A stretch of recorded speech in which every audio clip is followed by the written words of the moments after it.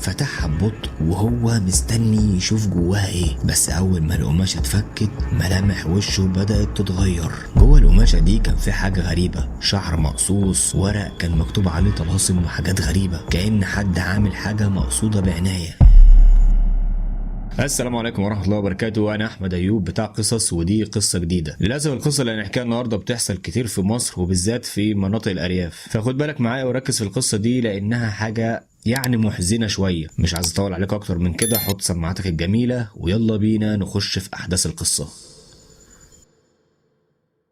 في حارة بسيطة من حواري البلد كان عايش شاب اسمه مروان، شاب عادي جدا، لا غني ولا صاحب نفوذ، وكل اللي كان عنده هو تعب وسعي طول اليوم علشان يبني نفسه حتة حتة. مروان كان بيصحى بدري ويرجع آخر اليوم من الشغل وهو مرهق، بس رغم التعب كان عنده حلم واحد بس، وهو انه يتجوز ويعيش حياة هادية مع واحدة تحبه ويحبها. الناس اللي حواليه كانوا دايما شايفين مروان ده طيب زيادة عن اللزوم، وده كان بيخليه يتأذي أحيانا، بس هو عمره ما كان بيشتكي من حد، حتى قرايبه خصوصا عمه اللي كان واقف دايما جنبه في اوقات كتير. لكن في نفس البيت كانت في واحدة تانية محدش كان بياخد باله منها قوي، وهي مرات عمه، ست اسمها نوال. نظراتها دايما كان فيها حاجة غريبة، حاجة بين الغيرة والضيقة، خصوصا لما كانت بتبص لمروان. مروان كان بيحاول يجهز نفسه للجواز وكان بيجمع فلوس، لحد ما في يوم واحد من صحابه قال له على بنت كويسة، كانت بنت ناس بسيطة زيهم وكان اسمها سلمى. اول ما مروان شافها حس بحاجة غريبة، مفيش مبالغة ولا في تصنع، وكلامها كان بسيط زيها، وحتى ابتسامتها كانت بتخليه ينسى تعب اليوم كله. الدنيا مشيت بسرعة وراحوا تقدموا، واهل البنت ساعتها وافقوا، والخطوبة تمت. ومروان لأول مرة في حياته حس ان هو بدأ يقرب من الحلم اللي هو كان مستنيه، بقى يرجع من شغله وهو مبسوط ويفكر في بيته الجديد وحياته الجاية، وكل حاجة كانت ماشية بشكل طبيعي جدا، لدرجة ان ما خدش باله من نظرات نوال مرات عمه اللي بدأت تتغير من ناحيته.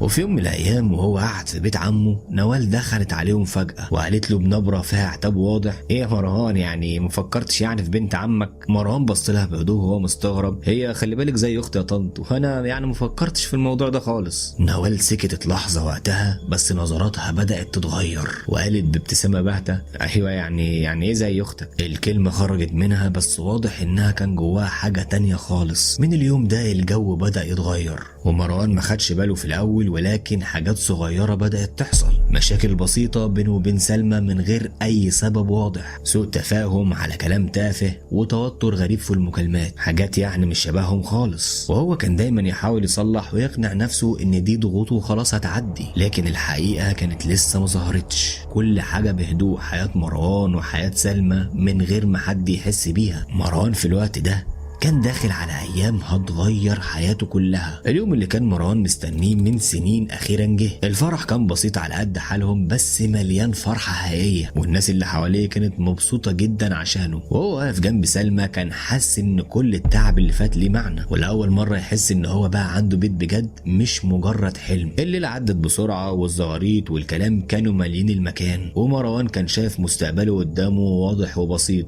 شغل وبيت وزوجة بتحبه. ولكن كل اللي احنا بنحكيه ده هيتغير في ثانية، وركز في اللي جاي عشان خطير جدا. بعد الجواز كانت الأيام الأولى هادية جدا ومفيش مشاكل، مفيش توتر ومفيش أي حاجة، حتى أصغر التفاصيل كانت جميلة. قعدة بسيطة ما بينهم وكلام عادي ما بينهم كان بيخلي اليوم حلو. مروان كان بيرجع من الشغل ويلاقي سلمى مستنياه، وكان بيحكي لها يومه وهي تحكي له يومها، وحياة عادية بس كانت مستقرة. لكن الهدوء ده ما طولش، حاجات صغيرة بدأت تتغير في الأول، ومواقف بسيطة وكلام بيتفهم غلط ونبرة صوت بتتاخد بشكل حساس. مروان كان بيزعل جدا، وسلمى تقول أقل كلمة مروان ياخدها على انها حاجة تانية. الاتنين بدأوا يتخانقوا على اسباب تافهة جدا، حاجات عمرها ما كانت بتحصل بينهم قبل كده. وفي يوم مروان رجع من شغله دخل على البيت ولقى سلمى متوترة من غير اي سبب واضح. اول ما دخل قالت له بنبرة حادة: هو انت اتأخرت ليه؟ فهو استغرب وقال لها: شغل يا سلمى حبيبتي، هو في ايه؟ ردت سلمى عليه بسرعة قالت له: هو انت يعني بقيت تتهرب من البيت؟ مروان اتصدم من الكلام وقال لها: ايه الكلام ده يا سلمى؟ انا طول عمري كده وشغله طول عمره كده، مفيش حاجه جديده اتغيرت يعني. بس الحوار كبر بسرعه ومن غير ما يحسوا الخناقه بدات تكبر، وكل واحد فيهم قال كلام عمره ما كان متوقع ان يطلع منه. وبعد الخناقه الاتنين سكتوا، بس الصمت ما كانش مريح وكان مليان توتر، وكأن في حاجه دخلت بينهم فجاه وغيرت كل حاجه. مروان بدأ يحس ان سلمى اتغيرت، وسلمى حست نفس الاحساس ناحيته، وكل واحد شايف التاني فيهم هو السبب، رغم ان الحقيقه كانت ابعد من كده بكتير. وفي وسط كل ده كانت نوال موجوده، تزورهم كل فتره وتدخل البيت بنظره هاديه وتسأل عنهم، وكانت ساعتها بتتكلم بطريقه ظاهرها للناس طيب، ولكن كانت بتقول حاجات من تحت تقلب الدنيا. كلمة تقولها لسلمى تخليها تشك، وكلمة تانية لمروان تخليه يتضايق، وكل مرة تمشي بتسيب وراها مشكلة. مروان بدأ يلاحظ بس ما كانش عايز يصدق، وكان بيقول لنفسه ان دي مجرد صدف ومش معقول جدا ان واحدة قريبة مني تعمل فيا كده. لكن مع الوقت الامور بدأت تخرج عن السيطرة، الخناقات بقت شبه يومية وصوتهم بقى عالي والجيران بدأوا يسمعوهم، والحب اللي كان بينهم بدأ يختفي تدريجيا. مروان بدأ يرجع البيت من شغله وهو مش عايز يتكلم، وسلمى بقت شايفاه مش نفس الشخص اللي اتجوزته. وفي ليله من الليالي حصلت اكبر خناقه ما بينهم، كلام كتير اتقال وجرح واتهامات وشكوك،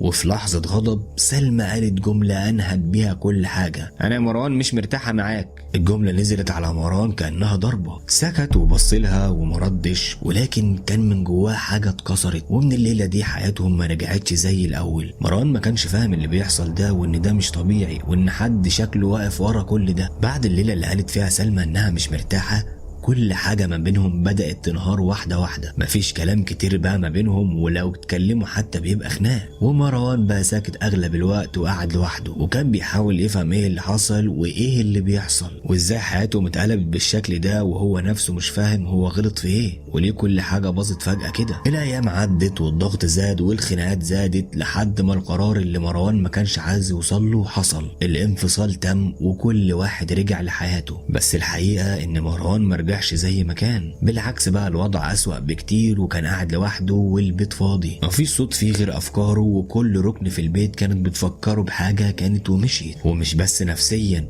جسده كمان بدأ يتعب. في الأول كان تعب عادي، صداع، إرهاق وقلة نوم، فقال في نفسه كده يمكن إرهاقه هيعدي، لكن التعب بدأ يزيد وبدأ يحس بتقل في جسمه ودوخة وفقدان شهية، وأوقات يقوم من النوم يحس إن هو مش قادر يتحرك وفي حاجة سحباه. ويوم ورا يوم بدأت حالة مروان تسوء أكتر. قرر ساعتها يروح لدكتور وكشف وعمل تحاليل وكل حاجة كانت طبيعية. الدكتور قال له ساعتها: يا مروان مفيش حاجة عضوية، ده يمكن إجهاد وتفكير كتير. خرج مروان وهو مش مقتنع من عند الدكتور ده، وراح لدكتور تاني، ولكن للأسف كان نفس الكلام. وبعدين راح لدكتور تالت ورابع وخامس، وكلهم كانوا نفس الرد: انت سليم وما فاكش اي حاجة. بس هو ما كانش سليم، كان حاسس ان في حاجة غلط جواه، حاجة مش باينة. التعب كان اكبر من مجرد ارهاق، وبدأ يحس بكوابيس واحلام بتجيله، ويشوف نفسه بيقع كل شوية من حتة عالية، وحد واقف كتير ومش قادر يقرب له، واوقات يحس بديها من غير سبب كأن في حاجة خانقاه. شغله بدأ يتأثر وتركيزه قل وطاقة جسمه بقت ضعيفة. وسط كل ده كانت في حاجة بتتكرر انتوا يمكن نسيتوها،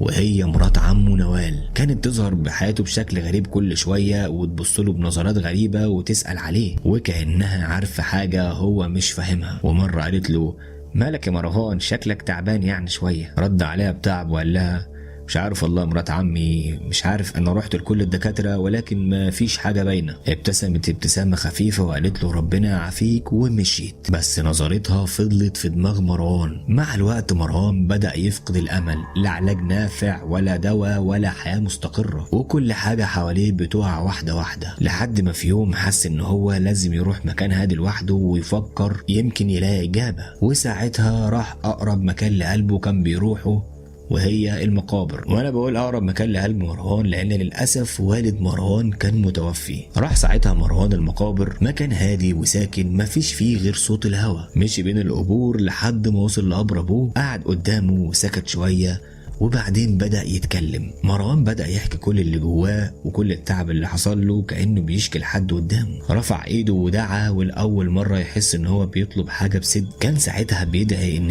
يفهم بس ايه اللي بيحصل له. وفجأة وهو قاعد لمح حاجة غريبة. الأرض كانت متلخبطة شوية، كأن حد حفر فيها قبل كده وردمها بسرعة.